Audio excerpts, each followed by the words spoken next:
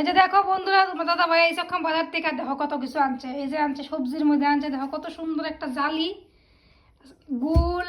ও খুব সুন্দর। আর আনছে বুঝতে, আমার তো অ্যালার্জি সমস্যা। আর আনছে দেখো এদিকে ঠাকুরের লেগে আনছে, তো ঠাকুরের লেগে রাখা এগুলো দিয়ে আমরা খাবার লেগে আনছি।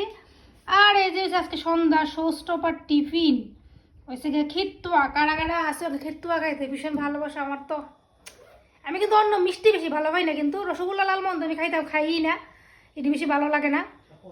শুধু বালা ভাই শুধু একমাত্র খিরতুয়া। আবার খিরতুয়া, ক্ষীরকদম, কালাকান, দামি দামি মিষ্টি রইলে আমার খাইতে সেই লাগে। তো কে কে আসো আমার মতো একটু কমেন্ট করে জানায়ও। আর এই আনারসটা তোমার দাদা আনছে, চাটনি মিলে খাইবো।